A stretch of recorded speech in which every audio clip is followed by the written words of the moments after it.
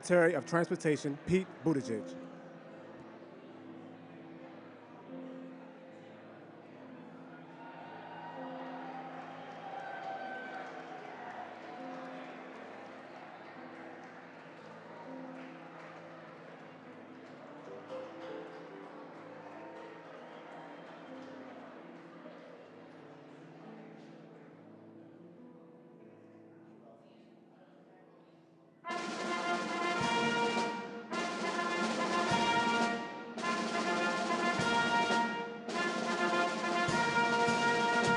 Honored guests, the President of the United States and Dr. Jill Biden, accompanied by Javier Gomez.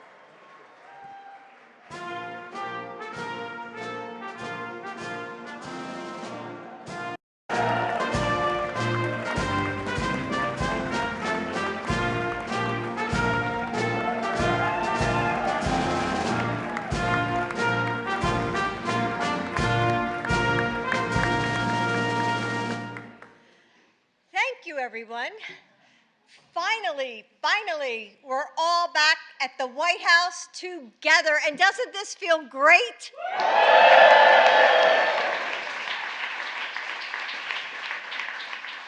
Kamala, Doug, Joe, and I are honored to welcome you to this year's White House Pride celebration. And truly, it's so wonderful to be with so many friends. You know, early in the campaign, Doug Chaston and I had the yes. It's in Las Vegas, I remember.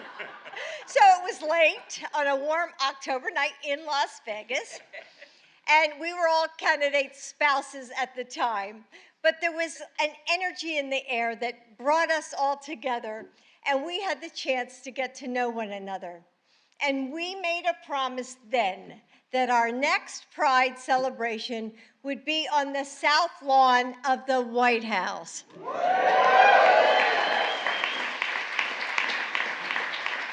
And now here we are once again, but it was just a little too hot and humid out there to be on the lawn. So every year that we gather here in our nation's capital is a reminder of just how far we've come, that we have LGBTQ leaders at some of the highest levels of government.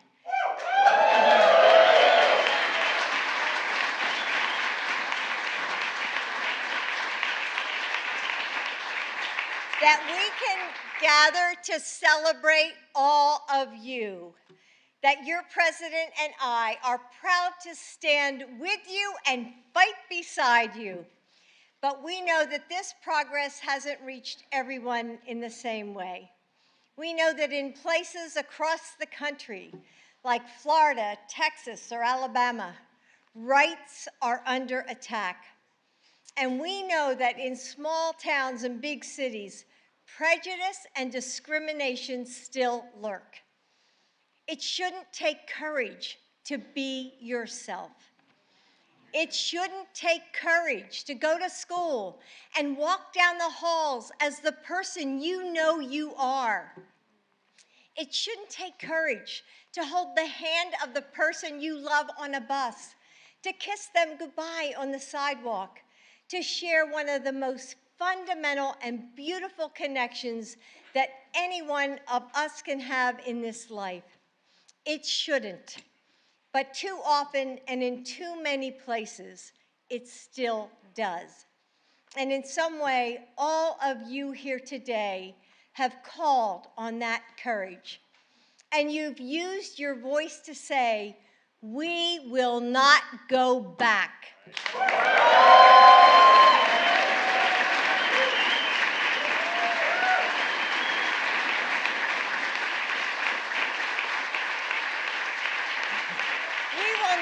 Let the progress that we fought for slip away. Pride is a celebration of the courage it takes to stand up for what's right, to become the leaders we need to live an authentic life. We recognize it as an act of bravery and beauty, of daring and defiance, and we look forward to a time when that courage is no longer needed. when all people in all places can feel the freedom and the joy that we feel here today. What Joe said 10 years ago was right. Love is love.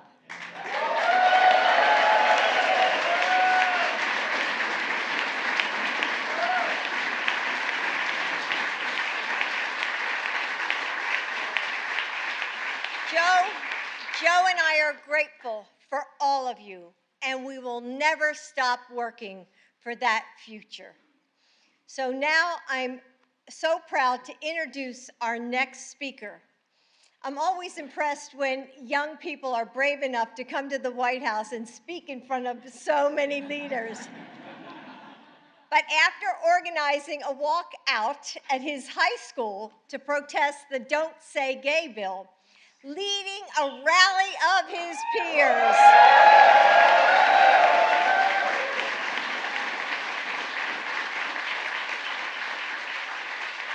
and publicly sharing his own story, I'm pretty sure that speaking at today's celebration is nothing he can't handle. Please welcome Javier Gomez.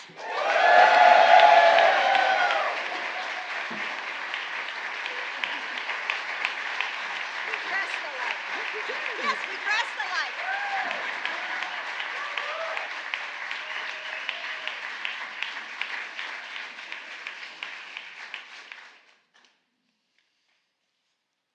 Thank you, Dr. Biden.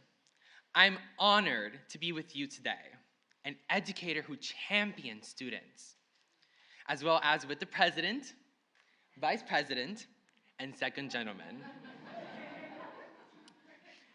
My name is Javier Gomez. I use he, him pronouns, and I'm honored to be here with you all today. I'm an 18-year-old, proud, gay, Venezuelan American from Miami, Florida.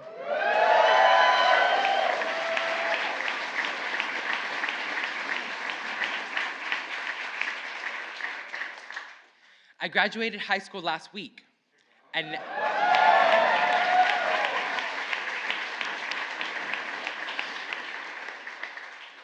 next fall, I will attend the Fashion Institute of Technology in New York City.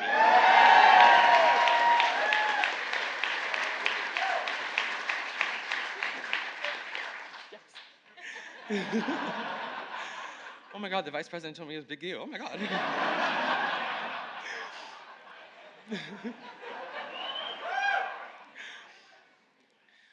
When I was 5 years old, I knew I was different.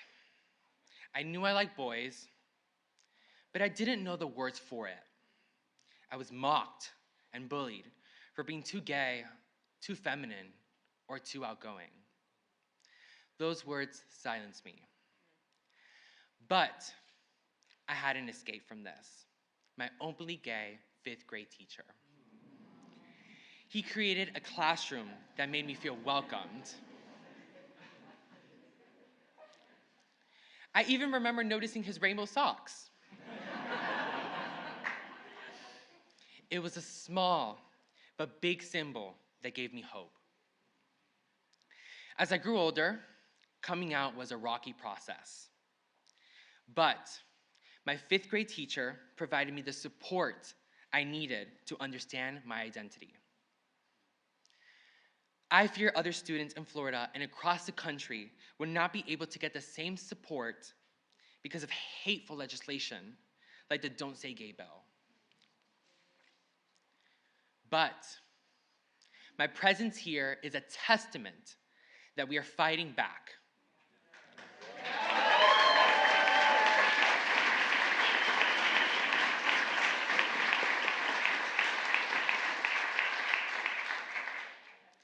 Because our lives are glorious, beautiful, and worthy. We deserve respect and love. And until we have that, we will fight, we will continue to fight for liberation. For months, I've been proud to work side by side with fellow students and allies in the community to fight back against this legislation that seeks to make schools in my state a more dangerous and hostile place to be LGBTQ+. We have traveled endless hours to Tallahassee to advocate and testify against the Don't Say Gay bill. We organized school-wide walkouts and rallies. And we looked into the eyes of those pushing this cruel and dangerous legislation and said, it's okay to be gay.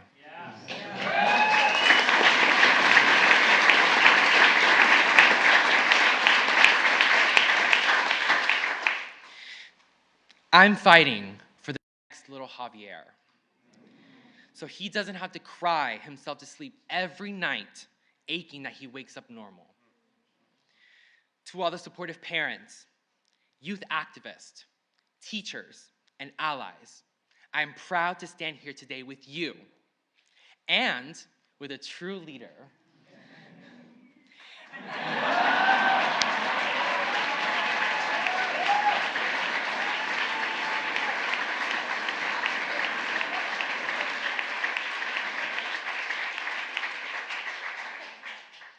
A leader who is not just speaking up for us, but standing up for us with action against these extreme attacks. While the governor of my state has turned his back on young LGBTQ+ people and our families, I'm proud to stand here today with a leader who does have our back.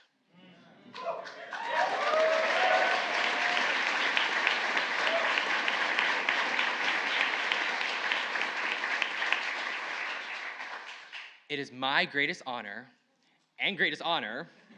to introduce the 46th President of the United States of America, President Joe Biden.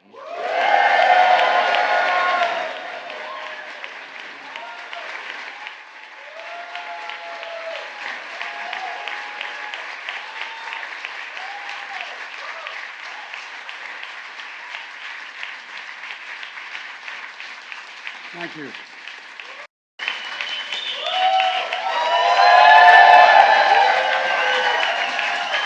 Thank you.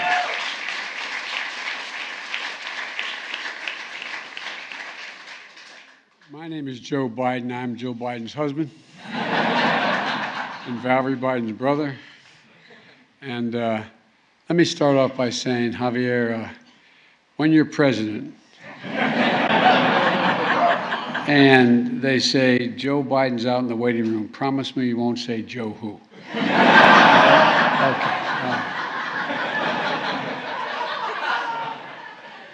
Thank you for that introduction, Javier, and for your incredible leadership and at such a young age down in Florida.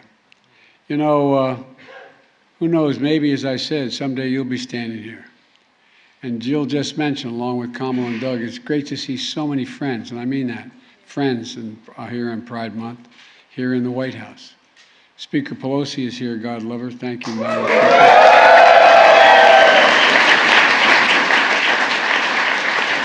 Majority Leader Chuck Schumer from New York.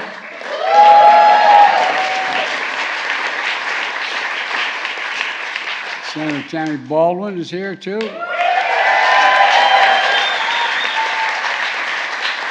Congressman Dave Cicilline is here.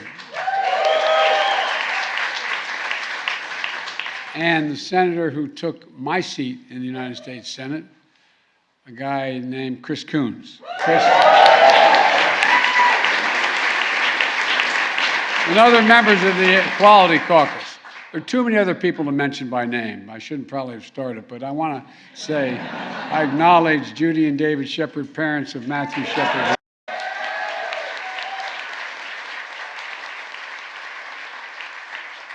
We spent some time together at a very difficult time, and at the time. And what you've done and what Matthew did and what all of it, I mean, look what's happened. In no small part because of you. I mean that sincerely. And it's good to see you both again. It really is. And by the way, it's almost exactly 7 years since the Supreme Court affirmed marriage equality in America. And Jim, you called me on the steps of the Supreme Court after that. Where's Jim? There you go.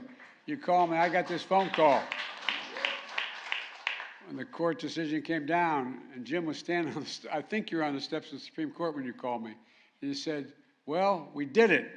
We did it. We did it. The victory is not just for you and John, but for the whole country.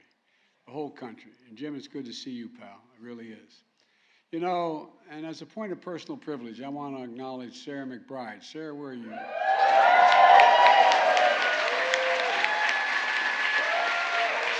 Sarah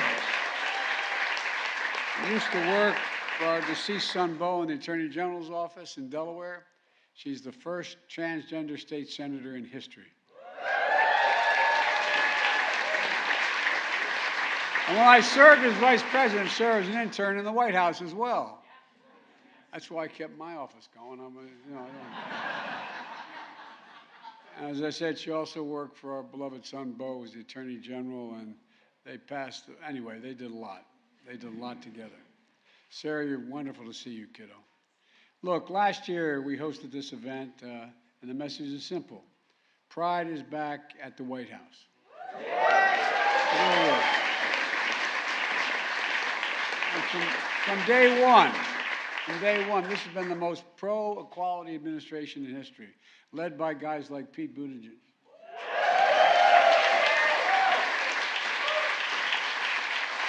And so many others. I think we have more LGBTQ plus people than any administration or every administration combined. No, I really mean it. I totally mean it. Because I promised when I got elected, I wanted my administration to look like America across the board. And we've done that. A record number of out and proud appointees at every single level of our government. And as I said, you know, Secretary Buttigieg, who needs no introduction, is doing an outstanding job of rebuilding America. And I mean that in a literal sense, and not just in terms of what he's doing in transportation, but he's helping rebuild pride in America. And you know,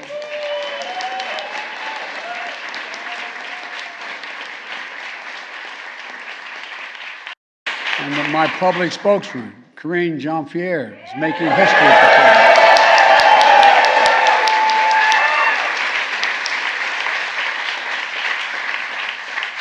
We're also joined by the Assistant Secretary of Health and Education and Human Services, Admiral Rachel Levin. And Undersecretary of Defense, Sean Steele. Where's the Undersecretary of Defense? There you go. Thank you very much for being here. The first and second transgender Americans to be Senate confirmed in American history. Let me say, as Commander-in-Chief, I'm proud to have ended the un-American ban on transgender Americans serving in our military.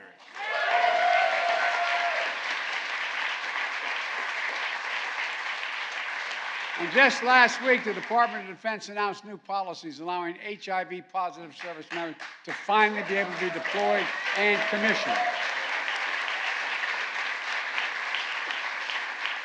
I'm also proud to have signed an executive order on my first day in office to combat discrimination against LGBTQI, plus Americans in housing, in healthcare, in education, in employment, financial services, and the criminal justice system.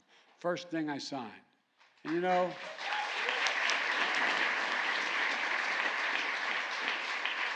no one knows better than the people in this room we have a lot more work to do. A lot more work to do. I don't have to tell you about the ultra-MAGA agenda attacking families and our freedoms. 300 discriminatory bills introduced in states across this country. In Texas, knocking on front doors to harass and investigate parents who are raising transgender children. In Florida, going after Mickey Mouse, for God's sake. That's straight close to home. No, but think about this. All of you in this room know better than anyone that these attacks are real and consequential for real families. For real families. Just look at what happened in Idaho last weekend. 31 white supremacists stopped just before they reached the Pride celebration, where they apparently planned to unleash violence on people gathering peacefully in a show of their pride. I'm grateful for the swift response of law enforcement, and they responded. They responded. Violent attacks on the community, including ongoing attacks on transgender women of color, make our nation less safe because the attacks are more than ever last year, and they're on pace again this year. They're disgusting, and they have to stop. Right now, there are young people sitting in their bedroom, doors closed, silent, scrolling through social media, staring at the ceiling, wondering if they'll ever be loved, ever marry, ever have a family and be accepted by their own family sometimes. Our son started an organization before he died to make sure that people understood what it meant, going all around the country, letting people know, trying to train families, the mothers and fathers, brothers and sisters of LGBTQ plus people, that they have to reach out, embrace, and love their blood, allow them to be themselves, or whether they should even be here on earth, as a lot of folks wonder. I found my friends, some of my gay friends, I've asked them, what was it like as a kid? I can't imagine what it's like, locking yourself in that room and wondering, just staring at the ceiling, just wondering. And I would note parenthetically that we owe an awful lot to those early folks who had the courage to stand up.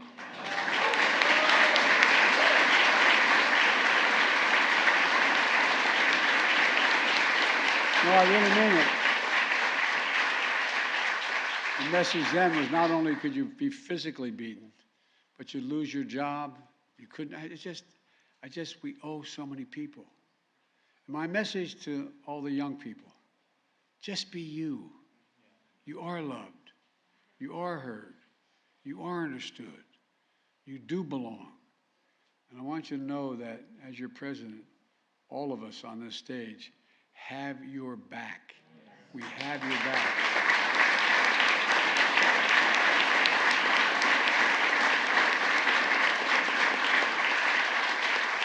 Receive who you are, made in the image of God and deserving dignity, respect, and support. Today, I'm about to sign an executive order that directs key federal agencies to protect our communities from those hateful attacks and advance equality for families. My order will use the full force of the federal government to prevent inhumane practices of conversion therapy. This is the first time. This is the first time the federal government is leading a coordinated response against this dangerous, discredited practice. The executive order will also support mental health for children by addressing bullying and suicide and making our schools safer. Addressing the nation's mental health crisis is a key pillar of the unity agenda I announced in the State of the Union address. My executive order also will take on discrimination that children and parents face in foster care. I'm also going to support older adults so they can age with dignity. And also, there's a lot there that aren't. And we'll also do so much to protect and support our fellow Americans. But Congress has to pass an act as well, and that's the Equality Act.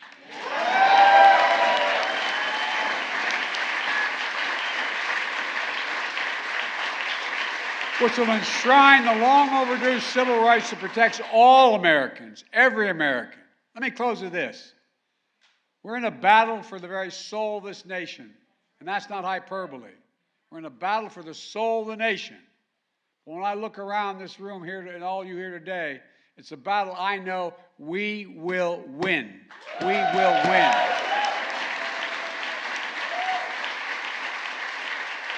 And we'll do so on the shoulders of so many people who are no longer with us, but who paved the way for us.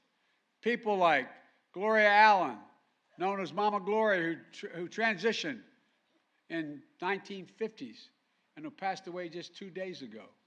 People like the legendary advocate, Mr. Vad. You know, I mean, you go back and think of the people who passed away last month from cancer and who once said, the gay rights movement is the integral part of the American promise of freedom. To all here today, thank you for working to deliver the American promise of freedom. May God bless you all. and may God protect our troops. Now I'm going to sign an executive order. Joining me will be a group of young people who are standing up for equity and a promise of freedom, as well as a few other folks. So, folks, thank you. I know you've been standing a long time. Just sort of lean against one another. You're so crowded. We'll all work out, okay? Thank you, thank you. Thank you.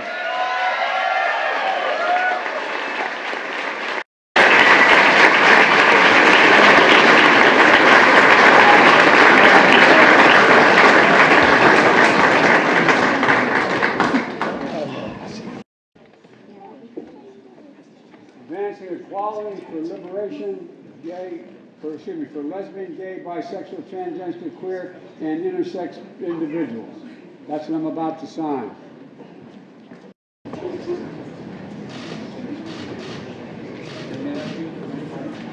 And we usually give a pen to everyone who's part of this, but I only have one with me today, and Mr. President, it's yours.